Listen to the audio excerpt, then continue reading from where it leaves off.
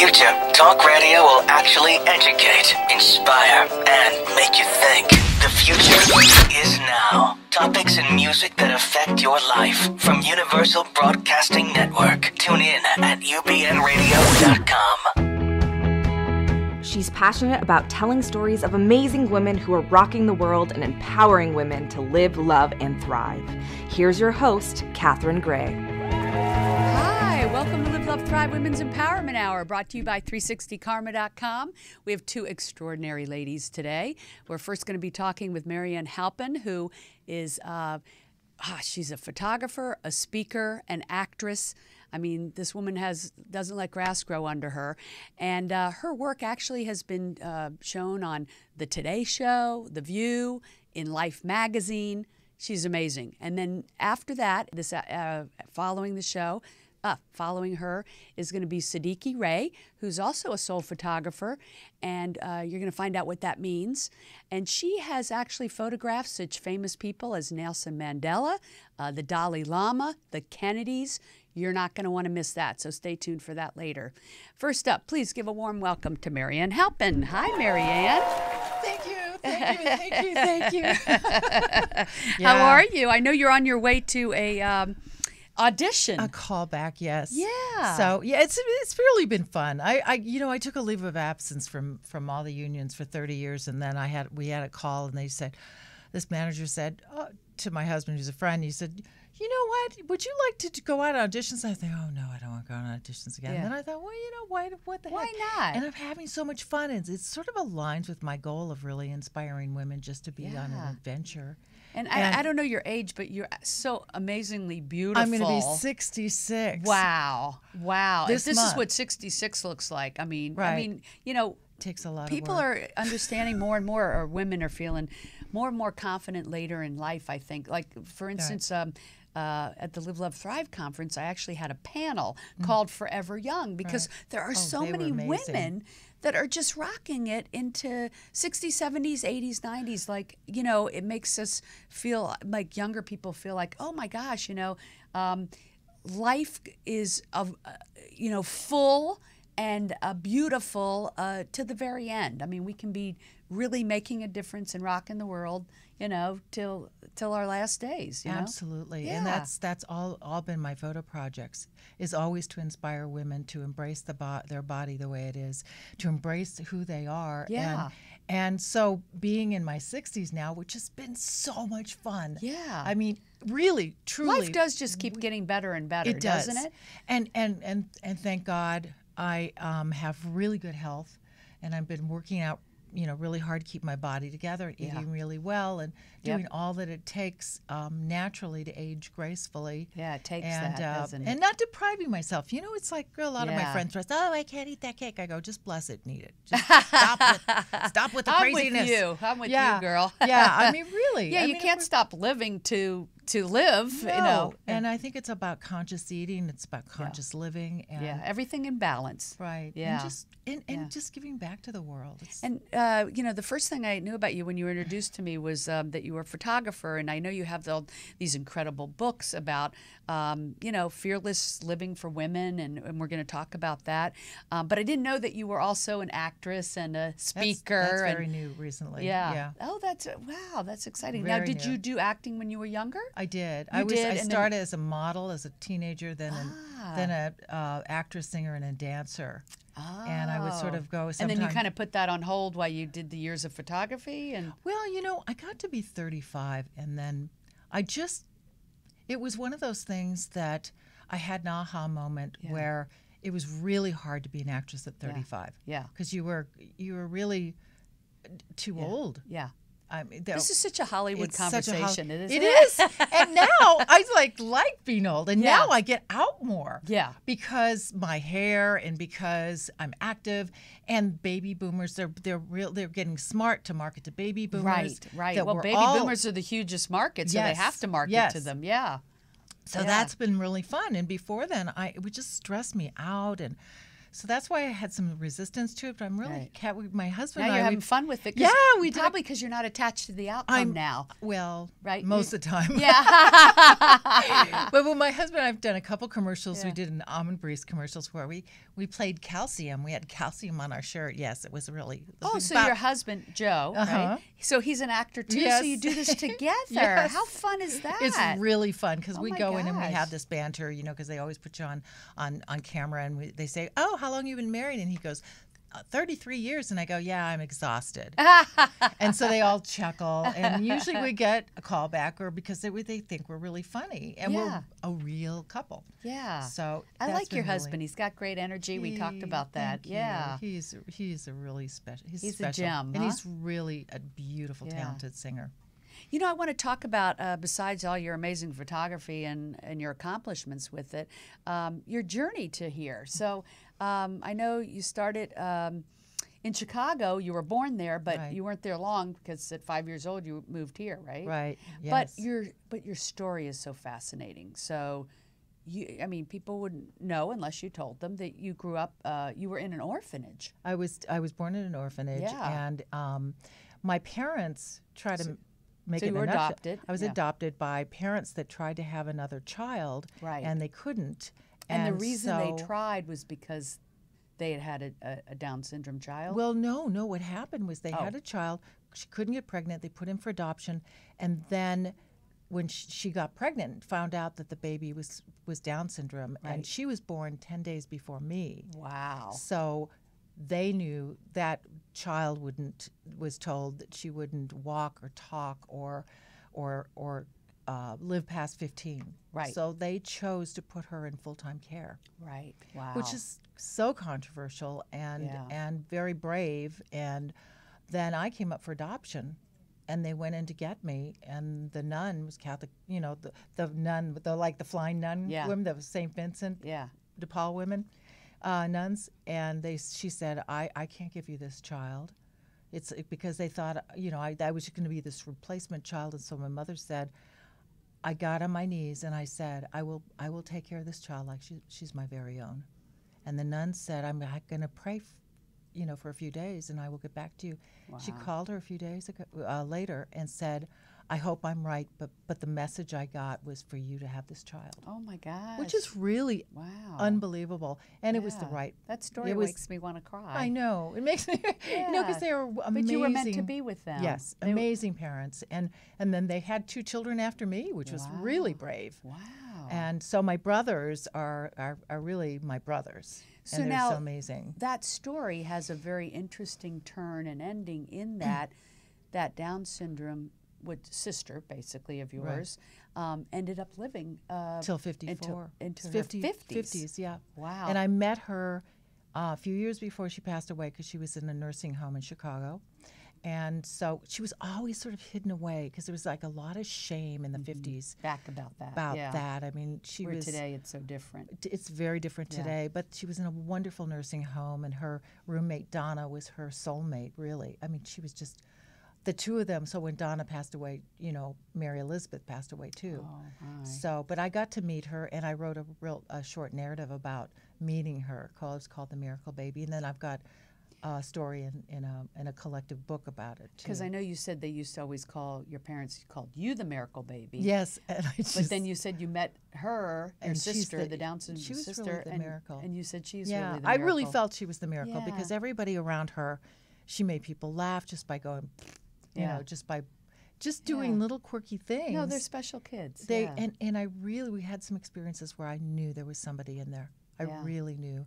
Now, how did you take that experience of adoption and being pulled from this orphanage and this wonderful story, but obviously probably, you had to go through some work on, even having been in the orphanage and being selected and, maybe leaving other kids behind. I don't know what someone goes through when they go through that experience, but how does that play out in the work that you do, the photography you do? I imagine there must be a real tie-in in how you healed from that. Everything that I've done has, and I never have I'm so in the moment. Such a Sagittarian thing, Yes. I think. Yeah, we're is very in that the moment. I always say I do what's in front of me. It's like sometimes my projects are the cart before the horse. Yeah. And then halfway through I go, oh, that's why I did a book about pregnant women. I can't get pregnant. Right. You know. Right. You're Or not even that's- realizing it. Right. And I Yeah. think the reason I waited so long to get pregnant, it goes along with being an orphan. I think there's so much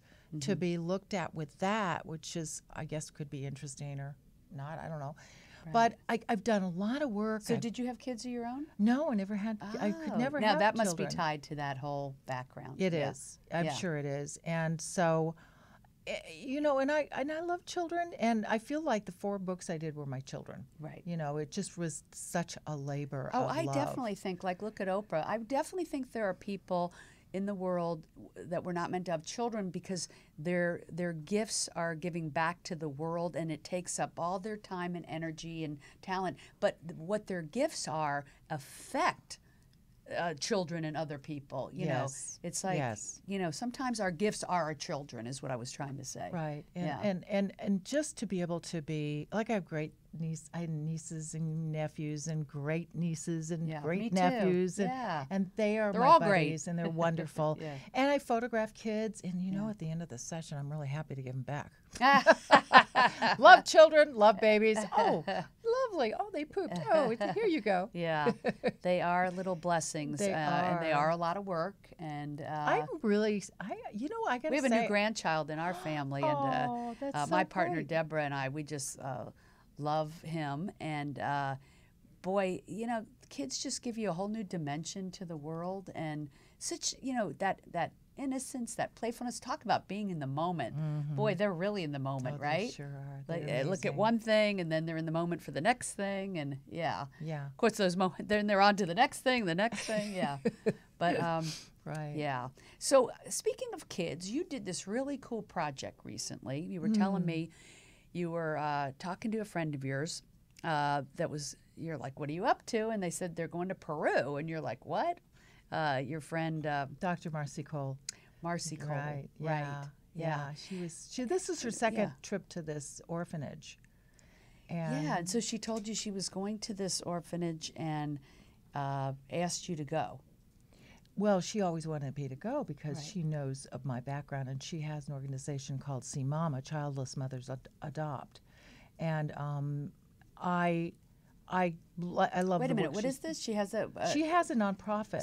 so it's childless mothers who adopt children. Oh, fascinating. Yeah, yeah. I know of her. I want to have her on the show. Yeah. Oh, Yeah. she's Yeah. amazing. Yeah. And so and it's so funny because Marcy would even say this, that I'm very outspoken, as Sagittarius are, and I said, I'm not childless. I'm not less. Yeah. And she, we kind of had this little banter about it. She goes, oh, I just love that you're so honest, and so, but I love the work that she does, and because that pushes a button for me, because when I did my Pregnant Goddesshood book, one of the interviewers first in the newspaper, this article when my book came out, it was like, childless photographer Ann Halpin. I'm like, really? Oh my gosh! Now, was this the one in Life magazine? No. Okay. No, that was different. This was a guy who was in, like in syndicated newspapers and stuff. Right. And so it was like, So you're talking about that you were one of the first people to photograph a pregnant woman. pregnant women. And that's why it was featured in Life magazine, I right? think so. It was really It was before the Demi Moore controversial. thing, right?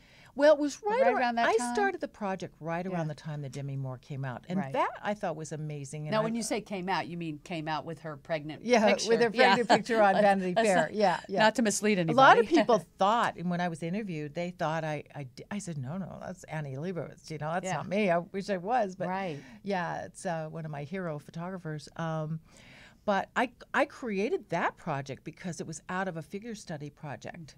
And so you have a whole book of pregnant I women do. photographs, right? What's the Yes. name of that? Pregnant Goddesshood, a celebration of life. Beautiful. I think Six- we have a 65 women that JPEG are of that. pregnant and celebrating, and essays. So it's Wow. a coffee table book with photography, portraits and essays of their journey to motherhood. I love that. And so that was an extraordinary experience. It took me 5 years. Wow. Really and a lot then of time. And so back to Marcy, she convinced you to go to Peru. Yes. Right. And I thought, And tell us about that project. It's fascinating. It was all working with kids, right? I know.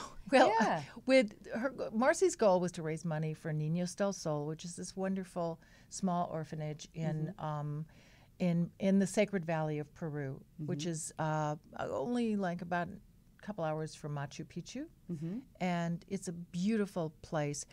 The children are amazing. They're from the ages of 8 to 20. So you all raised money to buy cameras for the children to take pictures. Well, we create what, right? Of course I say, well, why do when you can overdo? I'm not just going to go on a trip. I'm going to create a project. So I thought of a project called... Oh, you are a Sag. Yeah, I thought through the eyes of a child, and I put out the word to have people donate cameras and also money to get, myself to Peru to also raise money for the orphanage, and we were able to give $4,000 to the orphanage before we left, and also I'm sure that went a long way over there. Yeah, well, they still need, and I'm putting together some root funding to. So what did you do? You brought these cameras, you distributed them, you took the kids to Machu Picchu, right, and gave them the cameras so that you could see a lot of other sacred sites, the photography from their perspective, right. Because our goal, and I did this with my friend Shanda and this is going to be a book? Well, we'll see. I never know. Maybe. I've done or some, a show. Yeah, I've done some slideshow presentations to people to show the children's work and to raise money. And so did you find some talented photographers in the group? Oh my gosh, they're so good. Yeah. And the cameras I'd are love just to see that. little point-and-shoot cameras. Yeah. And so...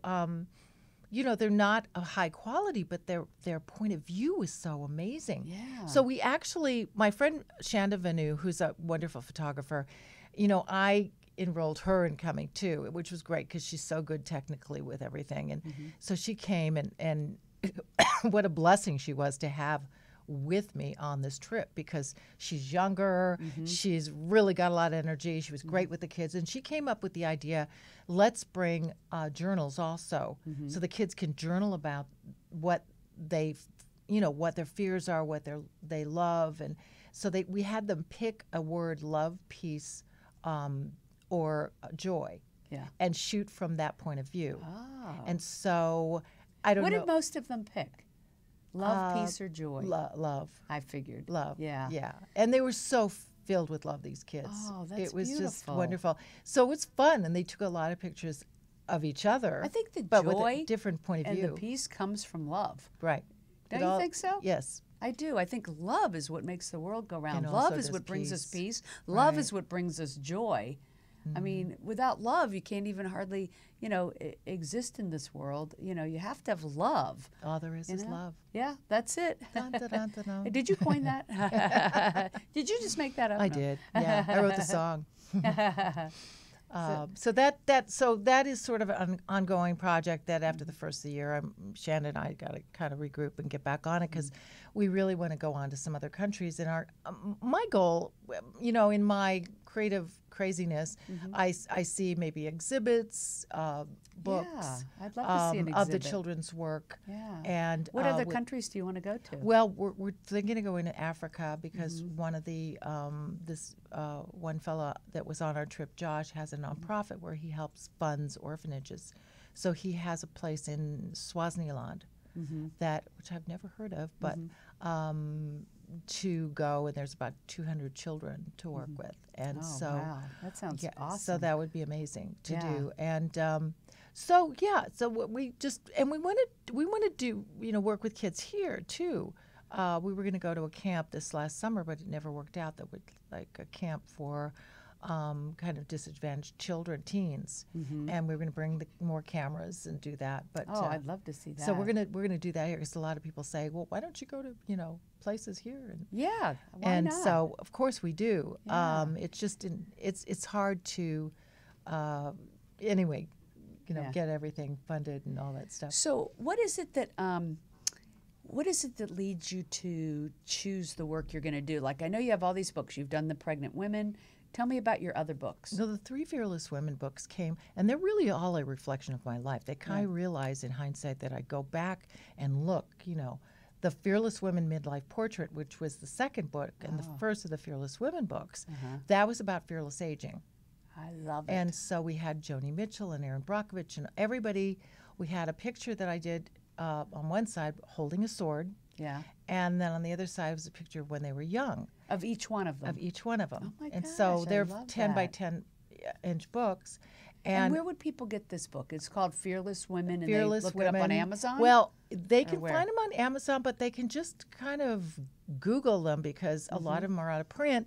They can contact me for the latest one. And your website? Is mariannehalpin.com. Right, of course. And I have a book. My latest book is for you. I sent it to you and Deborah. Oh my gosh, I love and it. It's the second was Fearless Women, and your Fearless forward Wisdom. is by Marianne Morrissey. I love Mary her. Morrissey, yes. Love yes, she's her. amazing.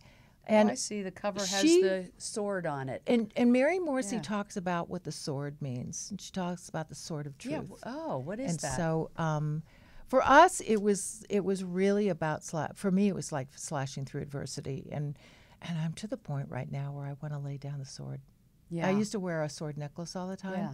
I have I couldn't. I was going to wear it today. I couldn't even get the latch on. I went, I'm not supposed to wear it. Right. Put So down I the think sword. at I some like that. yeah, I think that at some point we as women had to really raise our sword, really slash through adversity, and embrace the sword as the sword of truth, as our own truth. Right. And I think now it's like somebody was saying, talking about the feminine and how really we need to really be so fully engaged in the strength of our femininity. Did you see the cover of Time? Oh my gosh, the I person of missed the it. year are the women who've come forward in the sexual harassment Oh my gosh, suits. I love it. Yes. That's fantastic. We love Time magazine. They don't need a sword. They're my hero. They have an inner sword. Yeah. And that's true. I like your analogy of laying down the sword and just becoming fearless, as your book says, without the sword. Yeah. You know, but Fear less and love stronger more. together, women like coming together, Coming all together. women of all ethnicities, religions, Right. you know. And I love that the men are getting behind it. Yes. Now, the right men. You know, not the ones we're taking down, but the look at the. I always say, look at the interesting Women's time we're March. in. You know, Oh, so that many was men so were there amazing. supporting. I Live, couldn't Love, Thrive- stop crying Yeah. through the whole thing. I'm taking pictures and I was crying through the And my the Live, whole Love, Thrive march. Women's Conference for Empowerment is supported by men. I have male sponsors like Carl Knoll from Living Trust Express, and also Joe Schuster of Honda of downtown LA. This is guys getting behind a women's empowerment conference. How cool is that? That is so cool. Yeah. And that's being very smart too. I mean, because Yeah. we really we're a force. Yeah. We're a force of love, and we're a force of power and of humanity. Yeah, most men recognize that. Some, you know, obviously some men don't respect that, and that's what we've got to eliminate That's from our fear. society. That's fear. That's Yeah. fear. And we've got to And eliminate so that. when I see that in men, I really consciously find something to love about them, Yeah, because I know that it's not about me. right. And there's something, and I feel bad for men sometimes because we grew up with, I need somebody to rescue me and take care of me. Oh no, I'm independent. I'm burning my bra. Oh no, you know. And so Yeah. they're like, well, what? Like my husband's like, well, what do you want me to do? Yeah, You know? yeah. So they are going through their own epiphanies, I think, Right. and trying to find their own power. Yeah, how do I respect, how do I empower the Yes. women in my life, whether it's my wife, my daughter, my sister, my friend. Right. Yeah, Yeah. it is. But the culture is changing, and beautiful things are happening in this arena right now. I think it's an amazing time, and this is why I did the last book, which is the Fearless Women: Visions of a New World, because it's like the Dalai Lama said, the world will be changed by the Western women. That's right. And so that's what the impetus for this book. And I really believe that we are out of the darkness comes the light.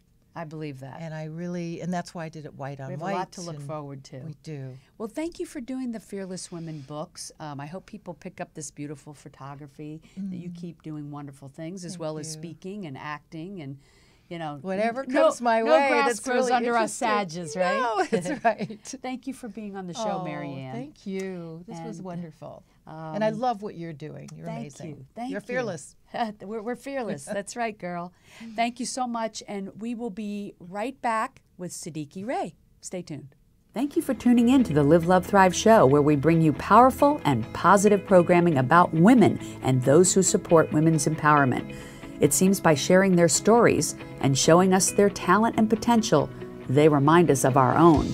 We ask you to join us weekly by taking a minute to subscribe to our 360 Karma YouTube channel so you get to see every episode of these uplifting and inspiring stories. We all need more of this, yes? And did you know we have the Live, Love, Thrive book on our 360 Karma website and on Amazon? If you enjoy reading books of incredible women who are doing amazing work in the world, you will want to pick up a copy. Also, when you join 360karma.com, you will enjoy our growing video content of expert advice and support and learn about our workshops. If you would like to align with a like-minded, purpose-driven community, you will feel at home at 360karma.com. We encourage and support you to live the life you love. RTB Financial Group empowers women to raise the bar and take control of their financial future. For more information, visit rtbfinancialgroup.com or call Amanda Barr at 424-284-4216. The Live, Love, Thrive program is brought to you in part by Honda of downtown Los Angeles, supporting the equality and empowerment of women.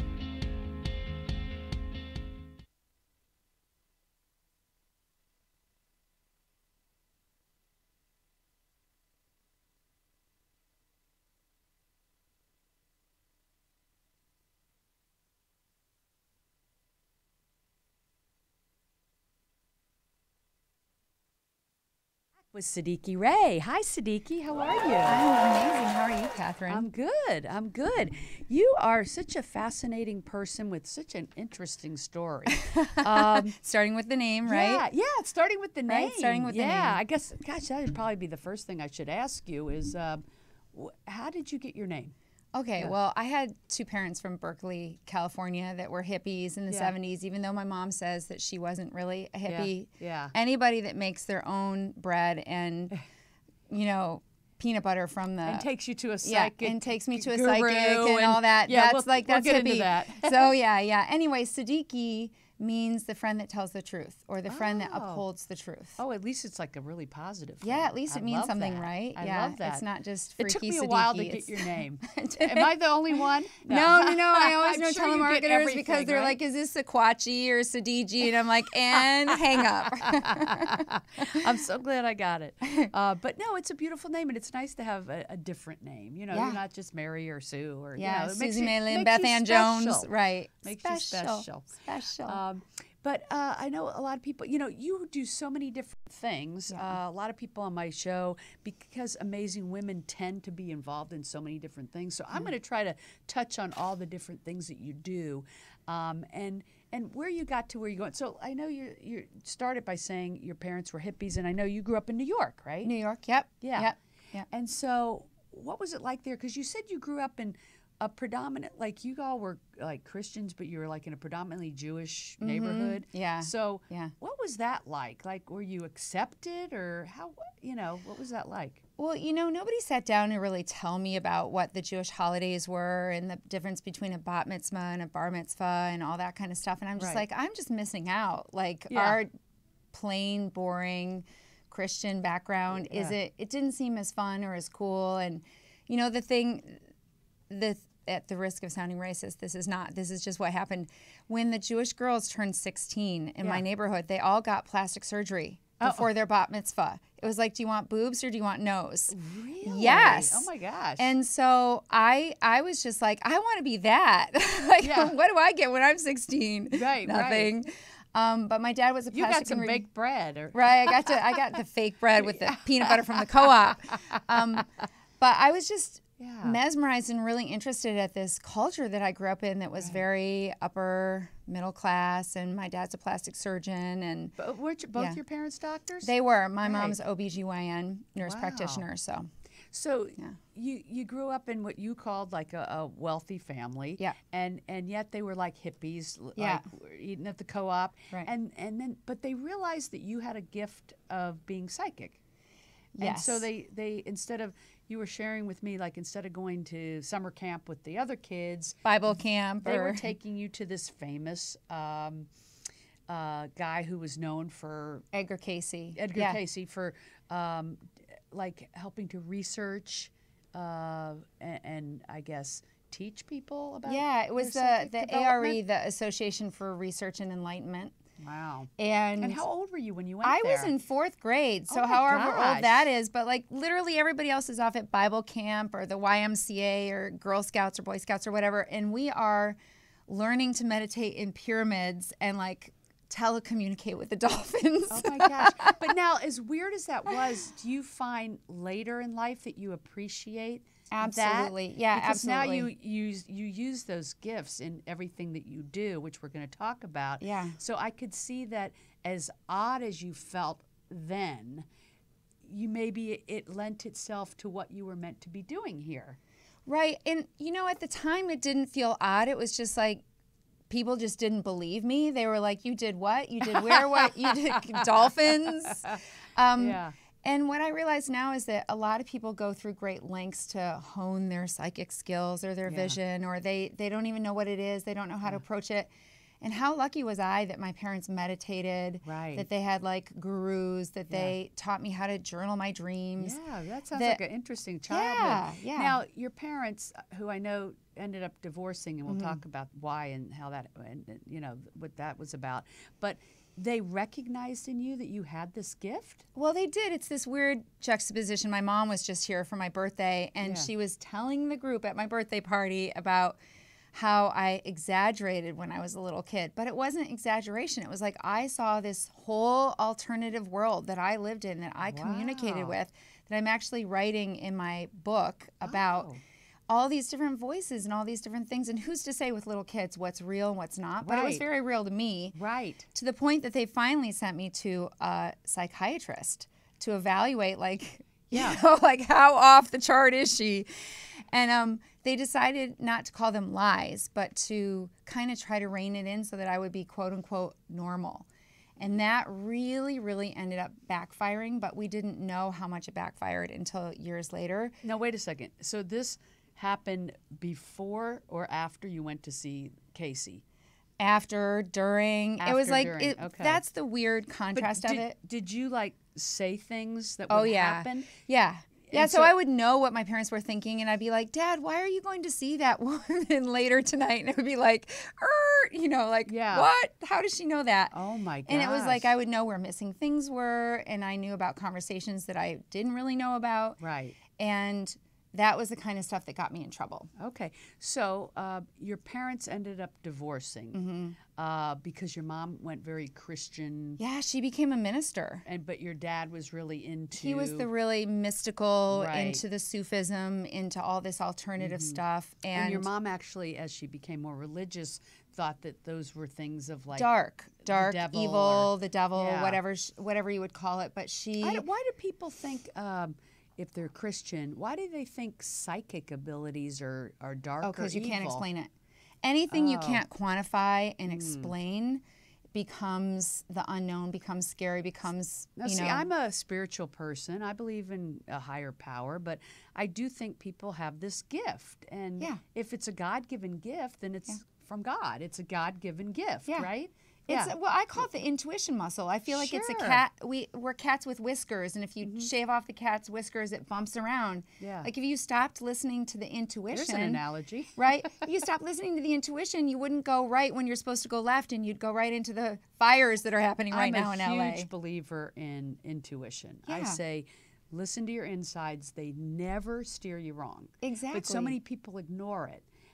Because they're afraid of it. Right. And then there are people who can really hone that gift to, a bigger degree. I think we all have differing degrees of intuition, right? Absolutely. Right. Right. Like I'm sitting here right now thinking, I wonder if she knows what I'm thinking. Well, do you really want to know the answer to that? But that's what I always think when I meet people who say they have like psychic intuition. Right. It's like, and that's part of the fear is like, oh my God, are you going to see something in me that I don't think that's want normal you to see, that I don't people want feel you that to. way. Yeah. But you take it one step further. So here Couple you steps are. further. Yeah, but you're a photographer. You have photographed some of the most famous people in the world, the Dalai Lama, Nelson Mandela, the Kennedys. And you do something called soul photography, which I'd love you to explain to people.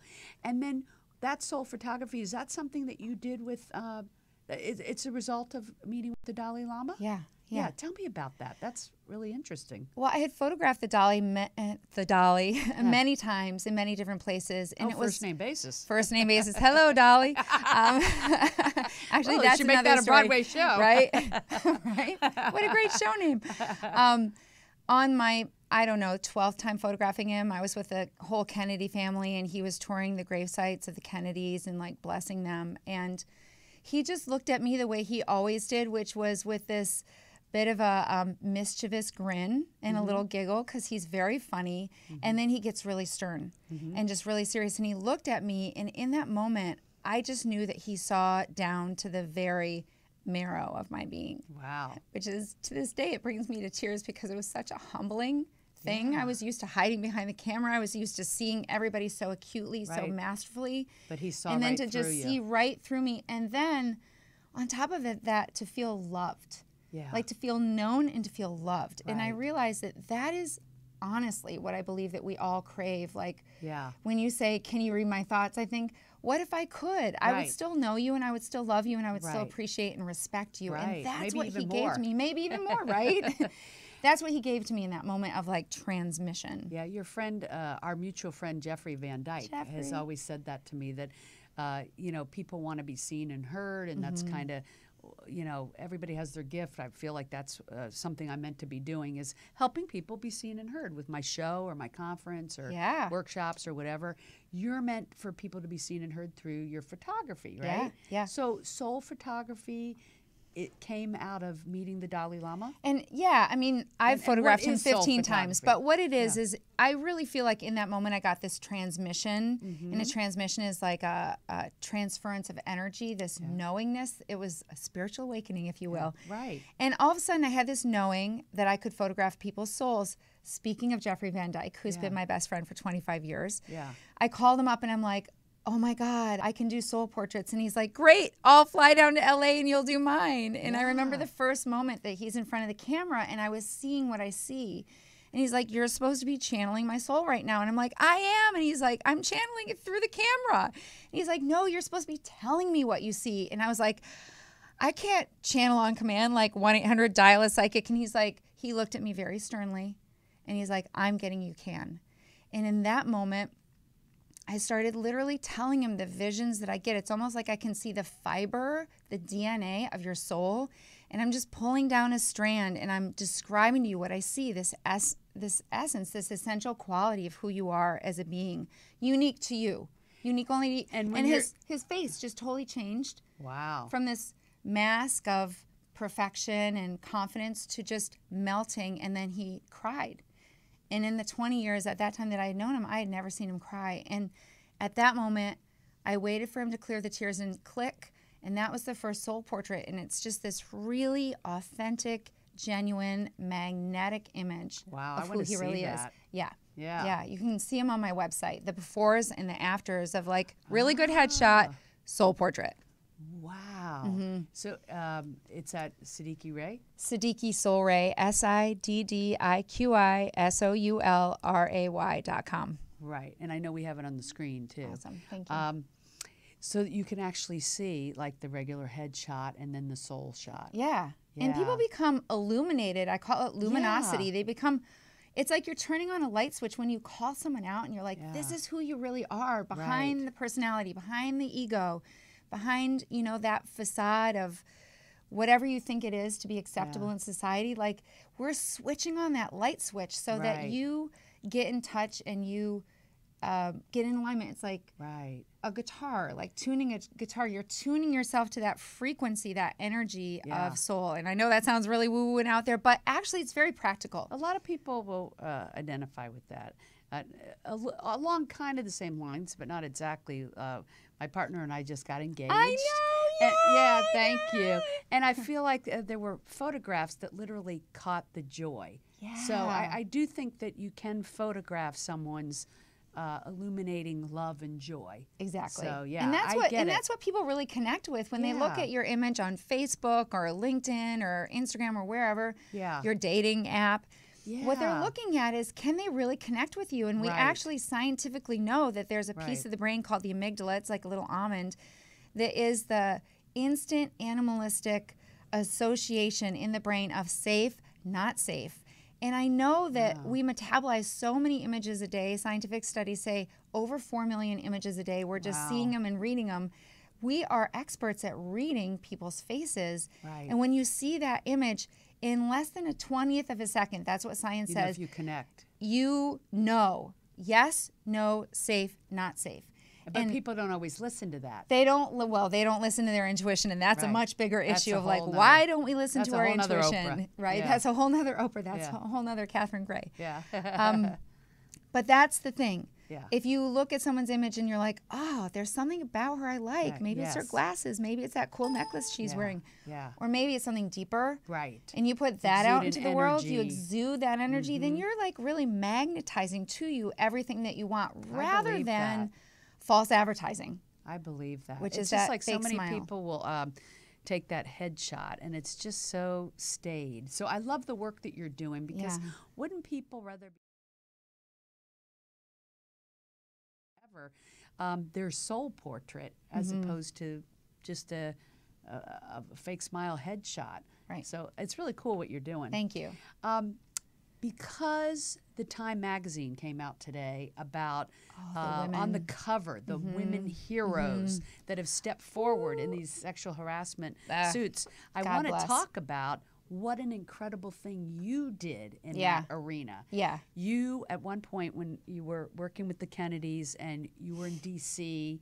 working at Mayo Clinic, the famous Mayo Clinic, you were one of the first women to really step out and do a lawsuit against some sexual harassment that was happening to you there. Yeah. And good for you. Thank you. Good for you. So let's talk about that.